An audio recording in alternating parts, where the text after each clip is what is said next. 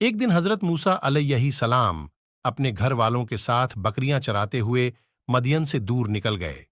بکریاں چرانے والوں کے لیے یہ کوئی تعجب کی بات نہیں تھی، مگر رات بہت ٹھنڈی تھی، اس لیے سردی آگ تلاش کرنے کے لیے مجبور کر رہی تھی۔ سامنے سینا پہاڑ کا سلسلہ نظر آ رہا تھا۔ یہ سینا کا پوروی حصہ تھا اور مدین سے ایک دن کے فاصلے پر تھے۔ موسیٰ علیہ السلام نے چکرامک کا استعمال کیا، مگر کڑاکے کی ٹھنڈ تھی، اس نے کام نہیں کیا۔ سامنے کی گھاٹی میں نظر ڈالی تو ایک چمکتا ہوا سولہ دکھائی دیا۔ بیوی سے کہا، تم یہیں ٹھہرو، میں آگ لاتا ہوں، تاپنے کا کام بھی ہو جائے گا، اور کوئی رہبر مل گیا تو بھٹکے راستے کا پتہ بھی مل جائے گا۔ وہاں جا کر حضرت موسیٰ علیہ السلام نے دیکھا کہ عجیب آگ ہے۔ پیڑ پر روشنی نظر آتی ہے، مگر نہ پیڑ کو جلاتی ہے نہ گل ہی ہوتی ہے۔ اسی سوچ کے ساتھ آگے بڑھے، جیسے ہی آگے بڑھتے جاتے تھے آگ اور دور ہوتی جاتی تھی۔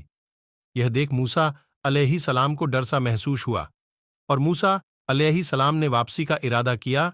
جیسے ہی موسیٰ علیہ السلام پلٹے، آگ نزدیک آ گئی اور قریب آئے تو ایک آواز سنی اور پکارے گئے، موسیٰ میں ہوں تیرا پروردگار، پس اپنی جوتی اتار دے، تو طوا کی مقدس وادی میں کھڑا ہے، اور میں نے تجھ کو اپنی رسالت کے لیے منتخب کر لیا ہے، بس جو کچھ وحی کی جاتی ہے اسے توجہ سے سنو۔ جب موسیٰ علیہ السلام نے اللہ کی آواز کو سنا تو موسیٰ علیہ السلام کو معلوم ہوا کہ آج اس کے نصیب میں وہ دولت آ گئی ہے جو اللہ کی محبت کا نشان ہے، تو پھولے نہ سمائے اور بت کی طرح حیران کھڑے رہ گئے۔ پھر اللہ کی جانب سے شروعات ہوئی اور پوچھا گیا، موسیٰ تیرے داہنے ہاتھ میں کیا ہے؟ موسیٰ علیہ السلام نے جواب دیا، یہ میرا ڈنڈا ہے، اس پر بکری چراتے ہوئے سہارا لیتا ہوں اور بکریوں کے لیے پتے جھاڑتا ہوں۔ تبھی اللہ نے ارشاد فرمایا، موسیٰ اپنے اس ڈنڈے کو زمین پر ڈال دو۔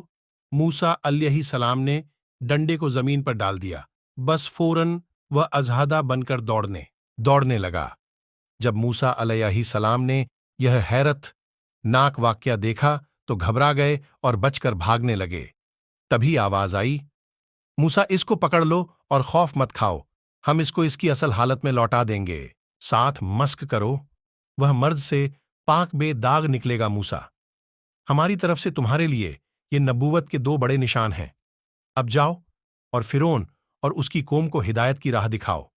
انہوں نے بہت نافرمانی اور سرکشی اختیار کر رکھی ہے، اور انہوں نے اپنے تکبر اور ظلم سے بنی اسرائیل کو غلام بنا رکھا ہے، جاؤ اور ان کو غلامی سے نجات دلاؤ۔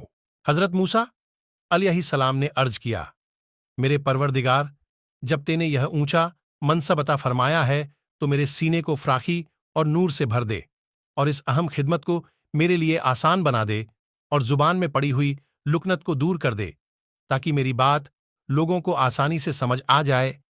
میری باتوں میں روانی نہیں ہے، بلکہ میرے مقابلے میرا بھائی ہارون زیادہ نکھری زبان میں باتیں کرتا ہے، اس لیے اس کو بھی اپنی اس نعمت سے نواز کر میرے کاموں میں شریک بنا دے۔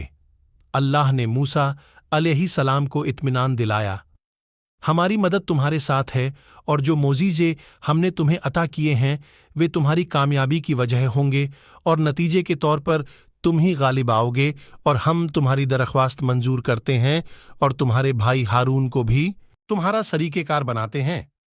تم دونوں فرعون اور اس کی قوم کو جب ہمارے صحیح راستے کی طرف بلاؤ تو اس پیغام حق میں نرمی اور مٹھاس کے ساتھ پیش آنا، شاید وہ نصیحتیں قبول کر لیں اور ہمارا خوف کھاتے ہوئے ظلم سے باز آ جائے، اور پھر موسیٰ علیہ السلام نبوت کے منصب سے سرفراز ہو کر کلام ربانی سے فیضیاب بن کر مقدس وادی سے اترے تو اپنی بیوی کے پاس پہنچے، جو وادی کے سامنے جنگل میں ان کے انتظار میں راستہ دیکھ رہی تھی۔ ان کو ساتھ لیا اور وہیں سے حکم الہی کی تعمیل کے لیے مصر روانہ ہو گئے۔ منزلیں طے کرتے ہوئے جب مصر پہنچے تو رات ہو گئی تھی۔ خاموشی کے ساتھ مصر میں داخل ہو کر اپنے گھر پہنچے، اندر داخل ہوئے اور ماں کے سامنے ایک مسافر کی حیثیت میں ظاہر ہوئے۔ یہ بنی اسرائیل میں مہمان نواز گھر تھا۔ اسی بیچ حضرت موسیٰ کے بڑے بھائی حضرت ہارون آ گئے۔